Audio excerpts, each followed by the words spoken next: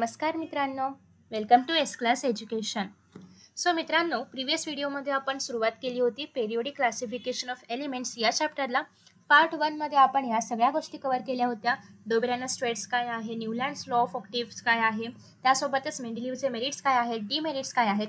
आणि आज आपण पाहणार आहोत की फायनल जो आपला पेरियोडिक टेबल आहे, मॉडर्न पेरियोडिक टेबल ज्याला आपण म्हणतो, ते कसं बनलं आणि मेंडेलिव्हच्या ज्या काही डीमेरिट्स होत्या त्याच्यावरती कसं ओव्हरकम केलं. So let's see. सगळ्यात पहिली गोष्ट म्हणजे मॉडर्न पेरियोडिक टेबल. हा जो आपला टेबल आहे किंवा मॉडर्न पेरियोडिक लॉ जो आहे तो आपण आता यूज करतो. मग तो सगळ्यात पहिली गोष्ट म्हणजे तो बेस्ड होता ॲटॉमिक नंबर्सवरती. आतापर्यंत आपण ज्या काही मेथड्स किंवा ज्या काही डिस्कवरीज पाहिल्या त्या सगळ्या बेस्ड होत्या कशावरती, ॲटॉमिक मासवरती. आणि तोच मेन प्रॉब्लेम होता आणि तोच प्रॉब्लेम रिमूव्ह झाला हेनरी मोसेले यांच्याकडून. आणि आत्ताचा आपला जो काही पेरियोडिक टेबल आहे तर तो ॲटॉमिक नंबर्सवरती आधारित आहे. तुम्हाला हे कळलं असेल की आपलं जे पहिलं डीमेरिट होतं मेंडेलिव्हच्या पेरियोडिक टेबलमधलं, तो काय होतं की कोबाल्ट आणि निकेल यांचा ॲटॉमिक मास सेम आहे. पण आता जर आपण ॲटॉमिक नंबरच्या आधारे पेरियोडिक टेबल बनवतोय तर याचा अर्थ हा प्रश्नच उद्भवत नाहीये, कारण यांचा ॲटॉमिक नंबर तर डिफरंट आहे. कारण ॲटॉमिक नंबर म्हणजे आपण काय पाहिलं होतं की नंबर ऑफ प्रोटॉन्स किंवा इलेक्ट्रॉन्स, हे तर डिफरंट आहे. त्याच्यामुळे इव्हन त्यांचं ॲटॉमिक मास सेम असलं तरी पण त्यांचा ॲटॉमिक नंबर डिफरंट असल्यामुळे त्यांना आपण वेगवेगळ्या बॉक्सेसमध्ये प्लेस करू शकतो. सो मॉडर्न पेरियोडिक टेबलमध्ये पहिला जो डीमेरिट आहे तर तो क्लिअर झाला. नेक्स्ट डीमेरिट होता की आयसोटोप्स जे आहेत त्यांचं काय करायचं. आयसोटोप्सचं काय होतं, ॲटॉमिक नंबर सेम होतं बट ॲटॉमिक मास डिफरंट होतं. पण आत्ताच आपला टेबल ॲटॉमिक नंबरचा असल्यामुळे C12, C13, C14 या सगळ्या डिफरंट ॲटॉमिक मासवाल्या कार्बनला पण आपण एकाच बॉक्समध्ये प्लेस करू शकतो बिकॉज त्यांचं ॲटॉमिक नंबर सेम आहे. सो दुसरं डीमेरिट पण क्लिअर झालं. तिसरं डीमेरिट काय होतं, तिसरं डीमेरिट होतं की ॲटॉमिक मास हे होल नंबर नाहीये, डेसिमल नंबरमध्ये असल्यामुळे आपण प्रेडिक्ट करू शकत नाहीये की नेक्स्ट एलिमेंट कुठलं असेल किंवा नेक्स्ट एलिमेंटचा ॲटॉमिक मास काय असेल. पण आपला ॲटॉमिक नंबर हा प्रोटॉनचा किंवा इलेक्ट्रॉनचा नंबर असल्यामुळे हा होल नंबरमध्ये आहे की 4च प्रोटॉन आहे, 5च प्रोटॉन आहे, 6च प्रोटॉन आहे. त्याच्यामुळे ॲटॉमिक नंबर पण 4, 5, 6 असा आहे. आणि मग आपण प्रेडिक्ट करू शकतो की नेक्स्ट एलिमेंटचा ॲटॉमिक नंबर 7 असला पाहिजे, येणाऱ्याचा 8 असला पाहिजे. सो त्याच्यामुळे हे तिसरं डीमेरिट पण क्लिअर झालं. पण हा मात्र अजूनही प्रश्न तसाच आहे. आणि एवढे सगळे डीमेरिट्स क्लिअर झाल्यानंतर मग आपण मॉडर्न पेरियोडिक टेबल यूज करू लागलो. ठीक आहे. सो आता आपण इकडे आपल्या पुस्तकाकडे येऊया आणि बघूया की नेमकी काय इन्फॉर्मेशन सांगितलेली आहे. The scientific world did not know anything about interior of the atoms when the Mendeleev put forth the periodic table. आणि त्याच्यामुळेच आपल्याला एलिमेंट्समध्ये इलेक्ट्रॉन्स किती आहे, प्रोटॉन्स किती आहे यांचा नंबरच माहिती नव्हतं. सो आपल्याला ॲटॉमिक नंबर म्हणजे काय हेच माहिती नव्हतं तोपर्यंत. ठीक आहे, जोपर्यंत मेंडेलिव्हने त्याचा टेबल दिलं.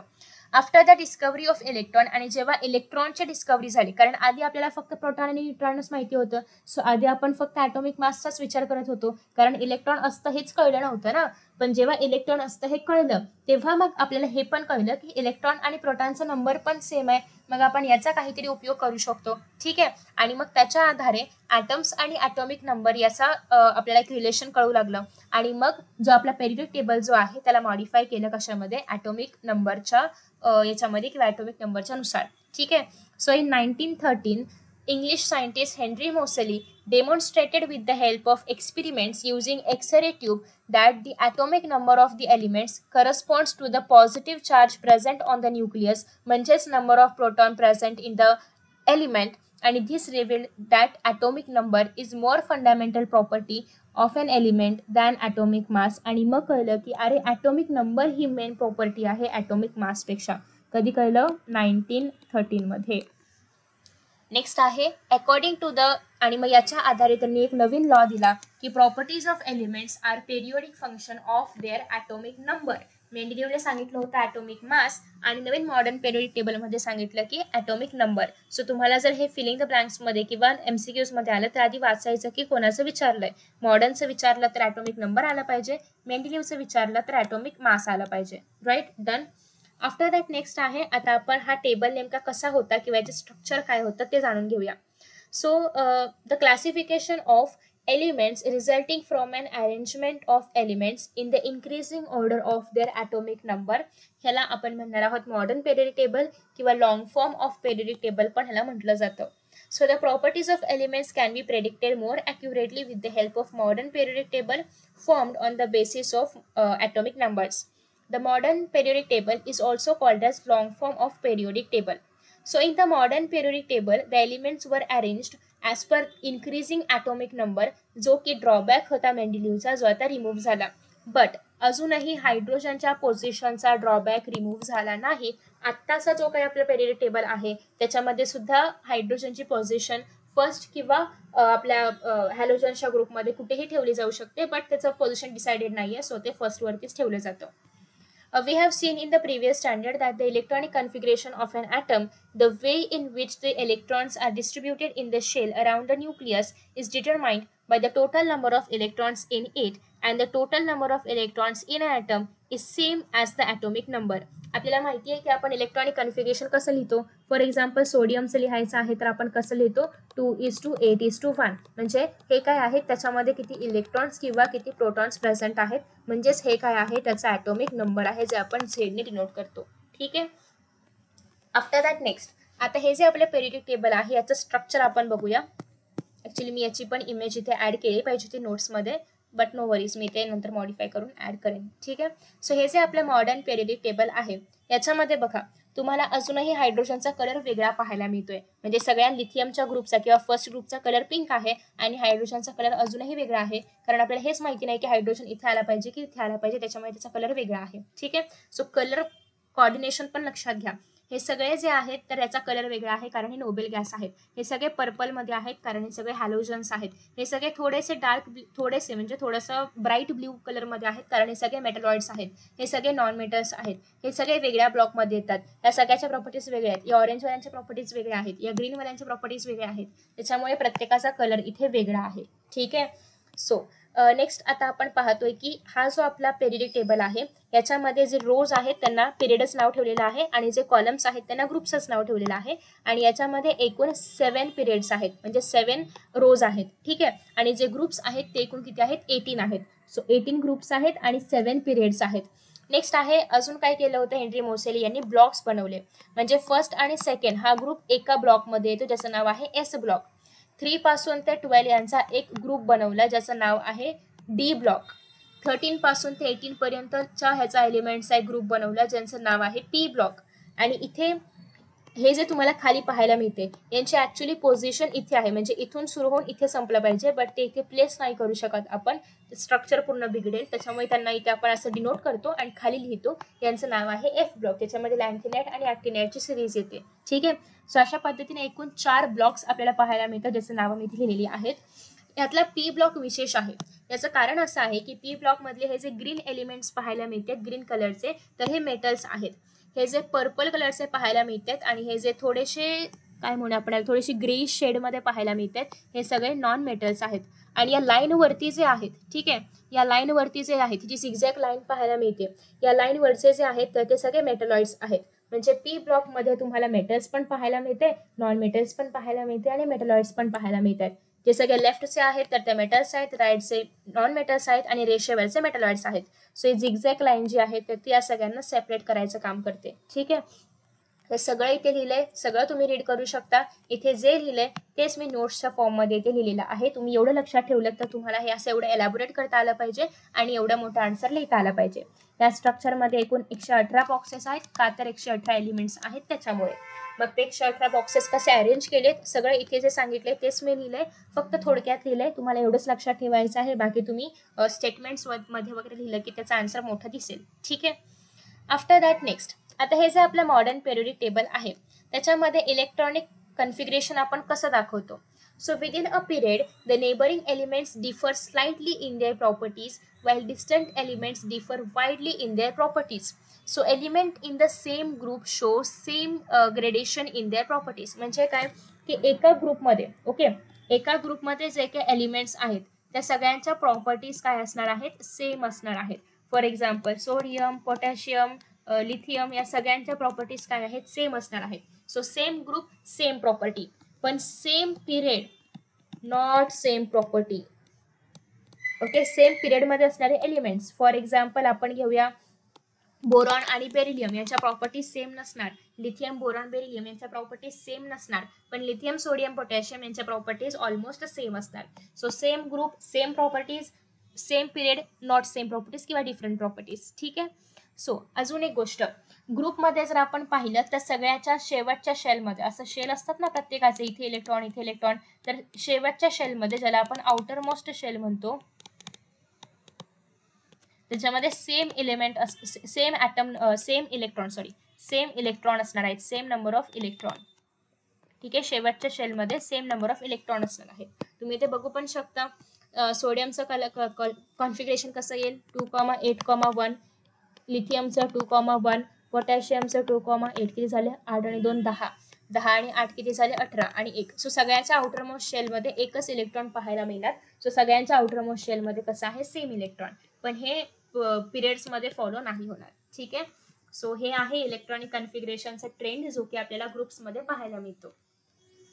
आफ्टर दॅट नेक्स्ट आहे ग्रुप आणि इलेक्ट्रॉनिक कन्फिगरेशनमध्ये पण हेच सांगितलंय. सिमिलरली तुम्ही जर हा ग्रुप कन्सिडर केला, कुठलाही करा, असं काही कंपल्शन नाहीये. सिमिलरली तुम्ही 13वा ग्रुप बघितला तर याच्यामध्ये पण तुम्हाला सेमच पाहायला मिळणार आहे. बघा, बोरॉनचं क्लासिफिकेशन काय होईल, 2,3. ॲल्युमिनियमसाठी कसं होईल, 2,8 आणि 2 10 आणि 3, म्हणजे शेवटच्या शेलमध्ये नेहमी 3च इलेक्ट्रॉन असणार आहे पूर्ण ग्रुपमध्ये. सो तुम्हाला हा जो ट्रेंड आहे इलेक्ट्रॉनिक कन्फिगरेशनचा, तर पूर्ण ग्रुपमध्ये पाहायला मिळेल. ठीक आहे. Okay, done. सो इथे पण तेच लिहिलं, इफ यू वॉन्ट तुम्ही रीड करा, बाकी मी तुम्हाला समजवलेलं आहेच. नेक्स्ट आहे पिरियड्स आणि इलेक्ट्रॉनिक कन्फिगरेशन. आता जर आपण पिरियड्समध्ये बघायचं म्हटलं, ग्रुप्समध्ये बघा, सगळ्याच्या शेवटी 1-1 इलेक्ट्रॉन आहे, 2-2 आहे, 3-3 आहे, 4-4 आहे. ठीक आहे, हे ग्रुप्समध्ये झालं. बट पिरियड्समध्ये असं होतंय का, नाही. पिरियड्समध्ये दुसरा ट्रेंड आहे. पिरियड्समध्ये बघा, सगळ्यांच्या शेवटचा एलिमेंट काय होतं, इन्क्रीजिंग, म्हणजे पहिल्याच्यामध्ये 1 आहे, दुसऱ्याच्यामध्ये 2, 3, 4 असं इन्क्रीजिंग होत जातं. पण तुम्ही जर पाहिलं तर नंबर ऑफ शेल सेम आहे. इथे पण 3 शेल, इथे पण 3 शेल, 3 3 3. पण ग्रुपमध्ये जसं आपण खाली जाऊ तसं शेलचा नंबर 3चं 4 झालं, 2चं 3 झालं, 3चं 4 झालं, 3चं 4 झालं, असं वाढत जाते. म्हणजे ग्रुप्समध्ये इथे अजून एक आपल्याला हे लिहायचं आहे. याला जर आपण खाली येऊया कॅरेक्टरिस्टिक्सला, जेणेकरून इथे आपण सगळी माहिती लिहू शकू. थोडी जरा सुंदर लिहूया, कारण हे जरा जास्तच घाण दिसते. ठीक आहे. तुम्ही पण तुमच्या बुकमध्ये नक्की नोट्स काढा, कारण हे खूप महत्त्वाचं आहे. प्रत्येक वेळी आपण पूर्ण चॅप्टर नाही रीड करत बसणार. सो ट्राय करा की तुम्ही जे आहे तसे ग्रुप्स बनवाल, असे नोट्स बनवाल. मी तुम्हाला हे सेंड करणार आहेच, पण स्वतःचे नोट्स पण तुम्हाला खूप बेनिफिशियल ठरतील. पहिल्यांदा आपण, अरे बापरे, जरा जास्तच मोठं नाही झालं हे. पहिल्यांदा आपण विचार करूया ग्रुप्सचा, आणि इथे आपण विचार करूया पिरियड्सचा. म्हणजे छान असा डिफरन्स बिटवीन प्रमाणे आपल्याला लक्षात ठेवता येईल. सो ग्रुप्समध्ये आपण काय बघितलं, पहिला आपला मुद्दा काय होता ग्रुप्समधला, जरा कलर बिलर काही बदलता येत नाही का इथे, हा येतोय. सो पहिला आपला मुद्दा काय होता ग्रुप्समध्ये, की आउटर मोस्ट शेलमध्ये सेम नंबर ऑफ इलेक्ट्रॉन, जे की इथे असं नाहीये. दुसरी गोष्ट, पिरियड्समध्ये आपण बघितलं की काय होते, same number of shells along the period, same number of shells. आणि ग्रुपमध्ये काय होते, इन्क्रीजिंग नंबर ऑफ शेल्स. ठीक आहे. थर्ड पॉइंट, एका ग्रुपमध्ये same properties, same chemical properties, but पिरियड्समध्ये असं काही कंपल्सरी नाहीये. ठीक आहे, डन. सो हे तुम्हाला पाहायला मिळते. दुसरी गोष्ट अशी की तुम्हाला पिरियड्समध्ये काय पाहायला मिळते, valency of the electrons is increasing. या ठिकाणी 1 व्हॅलन्स इलेक्ट्रॉन आहे, या ठिकाणी 2 व्हॅलन्स इलेक्ट्रॉन आहे, 3 valence electron, 4 valence electron, 5 valence electron. So जी व्हॅलन्स इलेक्ट्रॉन्स आहेत, इन्क्रीजिंग, हा सिम्बॉल नेहमी इन्क्रीजिंगसाठी आहे माझ्या नोट्समध्ये. So increasing valence electrons. पण तेच जर आपण ग्रुप्समध्ये पाहिलं तर शेवटच्या ह्याच्यामध्ये एकच इलेक्ट्रॉन आहे प्रत्येक पूर्ण ग्रुपमध्ये. सो इथे व्हॅलन्स इलेक्ट्रॉनचं जे काय नंबर आहे तर ते सेम राहतंय, कॉन्स्टंट राहतंय. ठीक आहे, हे अजून एक झाला difference between. After that next मुद्दा आहे की we can say that the elements with the same number of shell occupied by electrons belong to the same period. Same number of shell, same period. Same number of valence electron, same group. So basically हे तुम्हाला difference between लक्षात ठेवायचे, तर तुम्हाला easily group पिरियडचा difference कळेल आणि तुम्हाला even एक्झाममध्ये आलं तरी पण तुम्ही हे लिहू शकता. असं काय झालं हे वरखाली, ई महाराज, चला आपण जरा वरती जाऊया आपण. आणि हे व्हॅलन्स मधला एल कुठनं खाली आला, ॲल्युमिनियम रिप्रेझेंट करतोय हा. बाय द वे, तुम्हाला आता किती नावं लक्षात ठेवायची आहेत किंवा किती एलिमेंट्स लक्षात ठेवायचे आहेत असं मला बऱ्याचदा प्रश्न विचारला जातो. जाऊ द्याला आपण इरेज करूया. तर तुम्हाला कॅल्शियमपर्यंत ॲटॉमिक नंबर आणि एलिमेंट पाठ करायचे. म्हणजे एक ॲटॉमिक नंबर आहे हायड्रोजनचा, 2 हेलियम, 3 लिथियम, तर असं तुम्हाला 20 म्हणजे कॅल्शियमपर्यंत बाय हार्ट करायचं आहे 10th साठी. ठीक आहे, एवढं सफिशियंट आहे. ठीक आहे, बाकी तुम्हाला हॅलोजन्सचे सगळे बाय हार्ट करायचे आहेत. फ्लोरीन, क्लोरीन, सगळं पूर्ण ग्रुप बाय हार्ट करायचे आहे. आणि 20पर्यंत तुम्हाला सगळे एलिमेंट्स जे आहेत तर ते अलॉंग विथ त्यांचा ॲटॉमिक नंबर लक्षात ठेवायचा आहे. डन. आफ्टर दॅट नेक्स्ट आहे, तुम्हाला हे माहिती आहे का, म्हणजे हे ऑलरेडी प्रिव्हियस स्टँडर्डमध्ये झालं आहे, सो मी ते घेतलं नाही, बट तरी पण न्यूक्लियस आहे. न्यूक्लियसमध्ये काय काय असतं, प्रोटॉन आणि न्यूट्रॉन असतं. ठीक आहे, न्यूक्लियसच्या बाहेर शेल्स असतात. पहिलं शेल, दुसरं शेल, तिसरं शेल. ठीक आहे, असे खूप सारे शेल्स असतात, राईट. सो पहिल्या शेलला आपण म्हणतो के शेल. पहिल्या शेलला आपण काय म्हणतो, के शेल. मग दुसऱ्या शेलला आपण एल म्हणतो, तिसऱ्याला आपण एम म्हणतो, आणि असं करत करत एन शेल पण बनतं. ठीक आहे, सो के पासून, के पहिला शेल आहे, एल दुसरा शेल आहे, एम तिसरा शेल आहे. के मध्ये नेहमी 2च इलेक्ट्रॉन पाहायला मिळणार. कितीही मोठं इलेक्ट्रॉन असू दे किंवा कितीही मोठं एलिमेंट असू दे, के मध्ये नेहमी 2च इलेक्ट्रॉन असतात. एल मध्ये नेहमी 8 इलेक्ट्रॉन असतात. 1 2 3 4 5 6 7 8 असतात. एम मध्ये जे इलेक्ट्रॉन्स असणार आहेत ते 18 असणार आहेत. सो ह्याच्यामध्ये 18 इलेक्ट्रॉन्स असणार, याच्यामध्ये 8 असणार, याच्यामध्ये 2 इलेक्ट्रॉन असणार. याच्या बाहेरचं अजून एक शेल असतं, एन शेल. तर एन शेलमध्ये एकूण असणार आहेत किती इलेक्ट्रॉन्स, 32 इलेक्ट्रॉन्स. ठीक आहे, सो एवढे अशा पद्धतीने इलेक्ट्रॉन्सचं नंबर जे आहे ते वाढत जातं. Okay, done. तेच या ठिकाणी सांगितलेलं आहे. So as per the electron holding capacity of the shells increases. पहिल्या शेलमध्ये 2 आहे, दुसऱ्या शेलमध्ये 8 आहे, तिसऱ्या शेलमध्ये 18 आहे, नंतर 32 आहे. हे काय होतं, इन्क्रीज होत जातं. The chemical reactivity of an element is determined by the number of valence electrons present in it. Valence electrons म्हणजे काय, शेवटच्या शेलमध्ये किती इलेक्ट्रॉन्स आहेत. इलेक्ट्रॉन्स प्रेझेंट, हे प्लस एनटी म्हणजे present in outermost shell. शेवटच्या शेलमध्ये किती इलेक्ट्रॉन प्रेझेंट आहे त्याला आपण म्हणतो व्हॅलेन्स इलेक्ट्रॉन. आणि व्हॅलेन्स इलेक्ट्रॉन हे खूप महत्त्वाचे असतात, कारण ते काय डिफाईन करतात, रिॲक्टिव्हिटी, केमिकल रिॲक्टिव्हिटी. आता हे कसं डिफाईन करतात ते बघा. तर सपोज की माझ्याकडे, हे काय एवढं मोठं आहे, छोटं वर यार. ठीक आहे, सपोज की आता माझ्याकडे एक एलिमेंट आहे. ठीक आहे, एलिमेंट आहे, त्याचं जे व्हॅलेन्स इलेक्ट्रॉन आहे तर ते 1 2 3 आहे. म्हणजे त्याच्या आउटर मोस्ट शेलमध्ये 1 2 किंवा 3 इलेक्ट्रॉन्स आहेत. तर हे लोक काय करतात, तर हे काय करतात, जर त्यांना एखादं कंपाऊंड बनवायचं आहे तर ते 1 2 3 जेवढे काही त्याच्या आउटर मोस्ट शेलमध्ये इलेक्ट्रॉन असेल तर ते देऊन टाकतं, म्हणजे डोनेट करतं. आणि अशा एलिमेंट्सला आपण म्हणतो मेटल्स. ठीक आहे, दुसरी गोष्ट, सपोज की माझ्याकडे एक एलिमेंट आहे. ठीक आहे, आणि त्या एलिमेंटमध्ये 5 6 7 असे व्हॅलेन्स इलेक्ट्रॉन्स आहेत. तर ते काय करतात, आता 5 इलेक्ट्रॉन डोनेट करायचे का 3 इलेक्ट्रॉन घ्यायचे, कारण शेवटी किती बनलं पाहिजे, 8 बनलं पाहिजे. 8 ही काय आहे, स्टेबल स्टेट आहे. ओके, 8 व्हॅलेन्स इलेक्ट्रॉन असणं ही काय आहे, स्टेबल स्टेट आहे. सो एक तर 5 इलेक्ट्रॉन कोणाला तरी द्यायचे, हे इझी आहे की 3 इलेक्ट्रॉन मागणं इझी आहे. ऑफकोर्स 3 इलेक्ट्रॉन मागणं इझी आहे. 6 इलेक्ट्रॉन्स देणं इझी आहे की 2 इलेक्ट्रॉन्स घेणं इझी आहे, 2 इलेक्ट्रॉन्स घेणं इझी आहे. सो असे एलिमेंट्स काय करतात, इलेक्ट्रॉन्स घेतात, म्हणजे इलेक्ट्रॉन्स काय करतात, ऍक्सेप्ट करतात, आणि त्यांना आपण म्हणतो नॉन मेटल्स. ठीक आहे, त्यांना आपण काय म्हणतो, नॉन मेटल्स म्हणतो. आता मग तुम्ही म्हणाल की ज्यांच्याकडे 4 इलेक्ट्रॉन्स आहेत त्यांनी काय करावं, तर ते त्यांच्या मनावरती आहे. ते इधर इलेक्ट्रॉन्स देतात किंवा घेतात किंवा ते शेअर करतात. म्हणजे काय, हा 4 वाला आणि दुसरा 4 वाला यांच्यामध्ये शेअरिंग होतं. ठीक आहे, फॉर एक्झाम्पल जे आपलं कार्बन आहे तर ते शेअरिंग दाखवतं. हे तुम्हाला आपला जो कार्बन कंपाऊंडचा चॅप्टर आहे त्याच्यामध्ये असून क्लिअर होईल. आता सध्या याच्याकडे लक्ष नाही दिलं तरी पण चालेल, फक्त थोडीफार गोष्टी लक्षात ठेवा की व्हॅलेन्स इलेक्ट्रॉनच्या आधारे पण केमिकल रिॲक्टिव्हिटी आपण ठरवू शकतो, आणि आपण एखादा एलिमेंट मेटल आहे की नॉन मेटल आहे हे पण आपल्याला कळू शकतं डिपेंडिंग अपॉन त्याचा व्हॅलन्स इलेक्ट्रॉन्स किंवा त्याचा व्हॅलन्सी. नेक्स्ट मुद्दा आहे तो म्हणजे व्हॅलन्सीचा.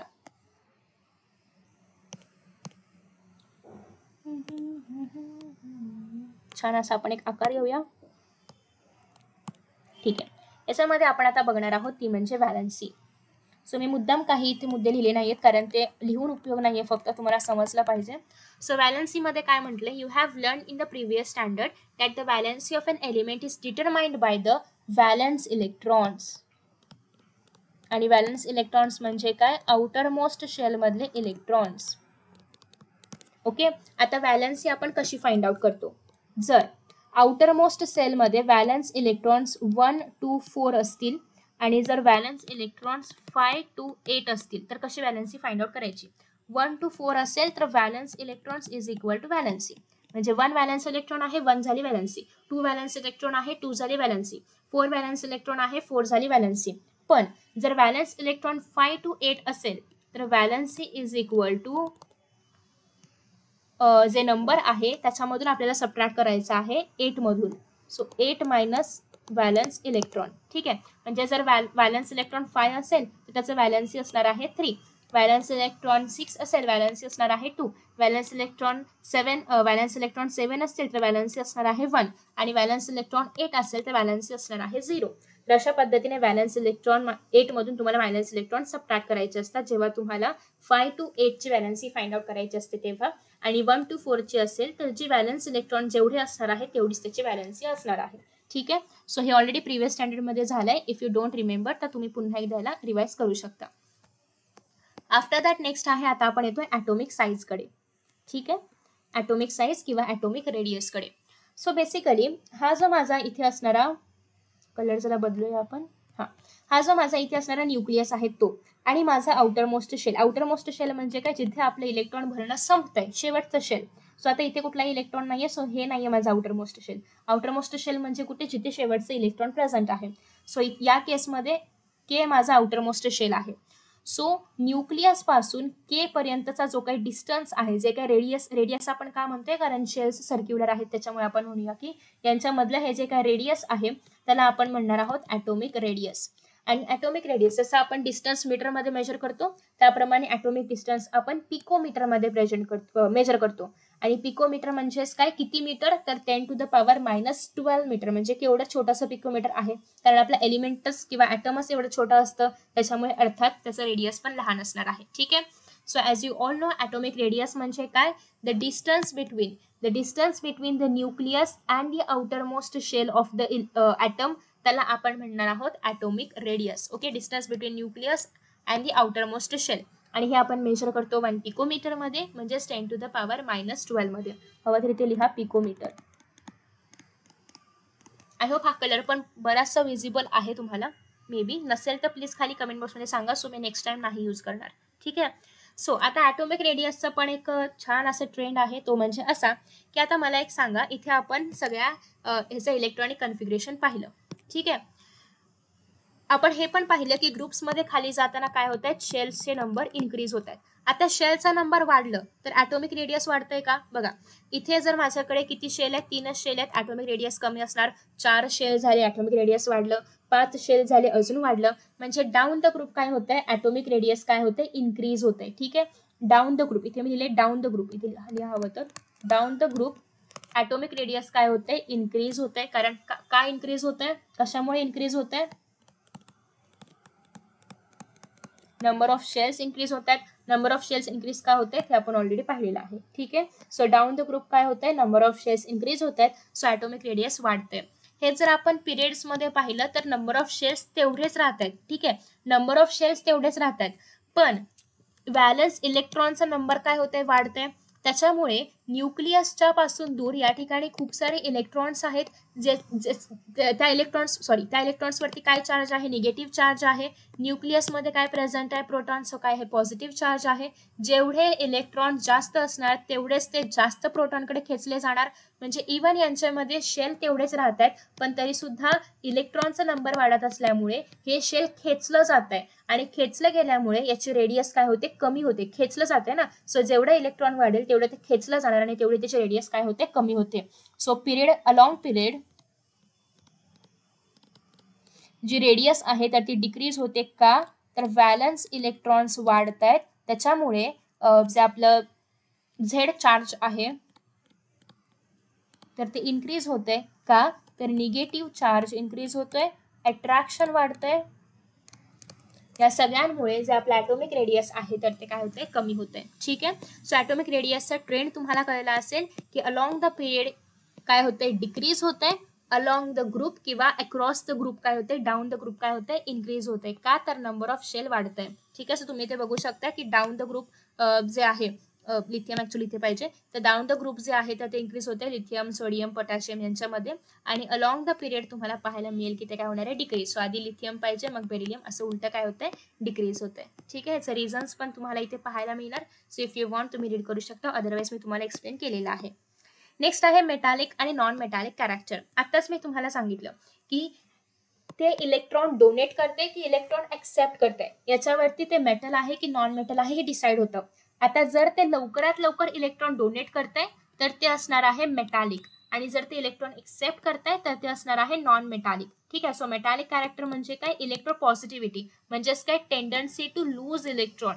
आणि नॉन मेटॅलिक कॅरेक्टर म्हणजे काय, टेंडन्सी टू गेन इलेक्ट्रॉन, त्याला आपण इलेक्ट्रोनिगेटिव्हिटी पण म्हणतो. मग आपण काय पाहिलं की आपल्या पेरियोडिक टेबलमध्ये कुठे गेला की या ठिकाणी सगळे मेटल्स आहे, इकडे सगळं नॉन मेटल्स आहे. याचा अर्थ इकडे जे एलिमेंट्स आहे हे लोक इलेक्ट्रॉनला द्यायचं बघतायत, इलेक्ट्रॉनला काय करतायत, लूज करायचं बघतायत. आणि इकडे जे सगळे एलिमेंट्स आहेत ते इलेक्ट्रॉनला गेन करायचं बघतायत. सो हे लोक लूज करणार आणि इकडचे लोक गेन करणार. म्हणजे इकडे काय असणार आहे, इलेक्ट्रोपॉझिटिव्हिटी किंवा मेटॅलिक कॅरेक्टर जास्त असणार आहे. ठीक आहे, सो इकडे मेटॅलिक कॅरेक्टर जास्त आहे, इकडे नॉन मेटॅलिक कॅरेक्टर जास्त आहे. याचा अर्थ मी जेव्हा, आता जरा अंडूगुंडू आपण इरेज करूया, याचा अर्थ मी जेव्हा इकडून इकडे जाते, म्हणजे जेव्हा मी पिंक कडून पर्पल कडे जाते, तर तेव्हा मी मेटॅलिक कडून नॉन मेटॅलिक कडे जाते. म्हणजे along the period metallic character जे आहे माझं, तर ते काय होणार आहे, डिक्रीज होणार आहे. Okay, along the period metallic character काय होणार आहे, डिक्रीज होणार आहे. कारण मी कुठे जाते, मेटल्स कडून नॉन मेटल्स कडे जाते. आणि अलॉंग द ग्रुप म्हणजे ग्रुपमधून वरून खाली जर मी आली तर इकडे काय होतंय, उलट इथे जर आपण बघितलं, कुठे गेलं आपलं ते व्हॅलन्सी वालं, वरून खाली जर मी येत असेल तर वरून खाली काय होतं, इथे आपला उलटा शेल किती होतं, कमी होतं. म्हणजे इकडे रेडियस पण कमी होतं आणि खूप जास्त अट्रॅक्शन होतं. जसं मी खाली जाणार तसं नंबर ऑफ शेल्स वाढणार आणि अट्रॅक्शन्स कमी होणार, कारण एकच इलेक्ट्रॉन आहे ना शेवटी. एक इलेक्ट्रॉन असं कितीचं अट्रॅक्शन करणार प्रोटॉन सोबत. ठीक आहे, सो त्याच्यामुळे जसं मी खाली जाईल तसं नंबर ऑफ शेल वाढतंय आणि अट्रॅक्शन काय होतंय, कमी होतंय. त्याच्यामुळे डाऊन द ग्रुप उलट ते लवकर डोनेट करणार, बोलणार की घेऊन जा, अट्रॅक्शनच नाहीये इथे तर इलेक्ट्रॉन घेऊन जा. म्हणजे डाऊन द ग्रुप काय होतंय, माझं मेटॅलिक कॅरेक्टर, सॉरी मी चुकून उलट लिहिलं होतं, बट नो वरीज, मी तुम्हाला हे सरळ करूनच शेअर करणार आहे. Okay, so down the group काय होतंय, मेटॅलिक कॅरेक्टर वाढतंय. ठीक आहे, down the group metallic character वाढतंय. का मेटॅलिक कॅरेक्टर वाढतंय, का तर नंबर ऑफ शेल्स वाढतंय. नंबर ऑफ शेल्स वाढतंय, व्हॅलन्स इलेक्ट्रॉन कॉन्स्टंट आहे आणि त्याच्यामुळे अट्रॅक्शन जे आहे तर ते कमी होत आहे. अट्रॅक्शन कमी होत असल्यामुळे डोनेट करण्याची जी काही टेंडन्सी आहे तर ती वाढते. लवकरात लवकर इलेक्ट्रॉन्स डोनेट होत आहेत, त्याच्यामुळे मेटॅलिक कॅरेक्टर जास्त आहे. सिमिलरली अलॉंग द पिरियड जर आपण बघायचं म्हटलं तर जे नंबर ऑफ शेल्स आहेत तर ते कॉन्स्टंट आहे. इलेक्ट्रॉन्स, व्हॅलन्स इलेक्ट्रॉनची संख्या वाढत चालली आहे, त्याच्यामुळे अट्रॅक्शन वाढतंय. अट्रॅक्शन वाढत असल्यामुळे ॲटम्स किंवा इलेक्ट्रॉन्स लूज नाही होत आहेत. लूज नाही होत असल्यामुळे गेनिंगची प्रॉपर्टी वाढते आणि म्हणून जे मेटॅलिक आहे तर ते डिक्रीज होत आहे. ठीक आहे, सगळ्यांना रिझन्स कळलेलं आहे. तुम्हाला कसं लिहायचं हे हवं असेल तर तुम्ही इथे रीड करू शकता. तेच सांगितलंय जे मी बोलून दाखवलं ते. सो इफ यू वॉन्ट तुम्ही सेल्फ स्टडी करा, समजून घ्या, कारण ह्याच्या पलीकडे कुठलंही सायन्स नाहीये, काही मोठं रॉकेट सायन्स नाहीये. ठीक आहे, सो तुम्ही एकच लक्षात ठेवा की along the period metallic property decrease होते, along the period metallic property decrease होते, म्हणजे नॉन मेटॅलिक काय होणार, इन्क्रीज होणार. दोन्ही ठेवू नका, कन्फ्यूज व्हाल. ठीक आहे, सो मेटॅलिक डिक्रीज होते along the period, along the group metallic increase होते, अलॉंग द ग्रुप किंवा down the group metallic increase होते, along the period metallic decrease होते. ठीक आहे, मग उलटं नॉन मेटॅलिक, जे काय मेटॅलिक असेल त्याचं उलटं नॉन मेटॅलिक. मेटॅलिक म्हणजेच इलेक्ट्रोपॉझिटिव्हिटी, नॉन मेटॅलिक म्हणजेच इलेक्ट्रोनिगेटिव्हिटी. ठीक आहे, आणि ॲज यू ऑल नो की इलेक्ट्रॉन गेन करणं म्हणजे अनायन फॉर्म करणं, निगेटिव्ह चार्ज घेणं, आणि इलेक्ट्रॉन लूज करणं म्हणजे कॅटायन फॉर्म करणं, पॉझिटिव्ह चार्ज फॉर्म करणं. ठीक आहे, सो हेच सगळं याच्यामध्ये सांगितलेलं आहे. इफ यू वॉन्ट तुम्ही प्लीज रीड करा, सेल्फ स्टडी करा. आणि जर तुम्हाला मी हे रीड केलेले पण व्हिडिओज हवे असतील तर ते पण मी ऑलरेडी अपलोड केलेले आहेत. तुम्ही मागचे व्हिडिओज पाहू शकता, ज्याच्यामध्ये मी प्रत्येक लाईन रीड करून दाखवलेली आहे. ठीक आहे, सो बेसिकली हे लोक इलेक्ट्रॉन्स देत आहेत का, घेत आहेत का, कारण त्यांना शेवटच्या आउटरमोस्ट शेलमध्ये 8 इलेक्ट्रॉन्स पाहिजेत स्टेबिलिटी गेन करण्यासाठी. ज्यांच्याकडे आउटरमोस्ट शेलमध्ये 8 इलेक्ट्रॉन्स असतात ते ॲटम्स किंवा ते एलिमेंट्स स्टेबल असतात. ठीक आहे, ते स्टेबल असतात आणि ते स्टेबल करण्यासाठीच हे लोक द्यायचं घ्यायचं काम करतात. याच्याबद्दल डिटेल अभ्यास आपण करणार आहोत आपलं काय ते कार्बन कंपाऊंड चॅप्टरमध्ये, तिथे पण तुम्हाला क्लिअर होतील. आणि अजून तुम्हाला प्रत्येक लाईनचं जर एक्सप्लेनेशन हवं असेल तर मी ऑलरेडी अपलोड केले. आता माझ्या मते मुलांना ते बोरिंग वाटते, सो ते मी सांगत नाहीये. बट हां, तुम्हाला जर असं हवं असेल की मी प्रत्येक लाईन वाचून दाखवावी, जसं मी इंट्रोडक्शन वाचून दाखवलं तसं सेम वाचून दाखवावं, तर तुम्ही तसं सांगा, मी ते पण करायला तयार आहे. मला काहीच इश्यू नाहीये. पण मे बी मुलांना ते बोरिंग वाटते, सो मला त्यांना हे सगळं बोरिंग नाही करायचं आहे. मला त्यांना थोडक्यात कॉन्सेप्ट क्लिअर करून द्यायचे आहेत, डीपमध्ये क्लिअर करून द्यायचे आहेत. पण हे सगळं न वाचता जेवढं त्यांना जास्त नोट्समधून समजेल तेवढं मला बघायचं आहे. ठीक आहे. बाकी तुम्ही जर असे स्टुडंट आहात की तुम्हाला प्रत्येक लाईन वाचून पाहिजे, मी त्या सगळ्या व्हिडिओची लिंक तुम्हाला खाली कमेंट बॉक्समध्ये देईन. तुम्हाला हवं तर तुम्ही ते चेकआउट करू शकता. ठीक आहे. लास्ट पॉईंट आहे व्हिडिओमधला, तो म्हणजे ग्रेडेशन इन हॅलोजन फॅमिली. याच्यामध्ये जास्त काही इम्पॉर्टंट नाही आहे, सो ते मी नोट्समध्ये नाही मेन्शन केलं. बट आपण रीड करूया की आपला जो ग्रुप नंबर 17 आहे, ज्याला आपण हॅलोजन फॅमिली म्हणतो. ठीक आहे. तर सगळ्यांचा फॉर्म्युला नेहमी X2 मध्ये येतो. ते नेहमी डबल एक्झिस्ट करतात, ते कधीच सिंगल एक्झिस्ट नाही करत. नेहमी तुम्हाला 2 फ्लोरीन पाहायला मिळणार, 2 क्लोरीन पाहायला मिळणार, 2 आयोडीन पाहायला मिळणार.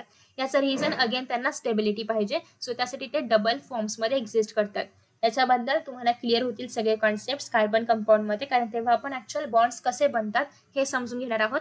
आता फक्त एवढंच लक्षात ठेवा की जे आपले हॅलोजन्स आहेत, इफ यू वॉन्ट मी ते मेन्शन पण करते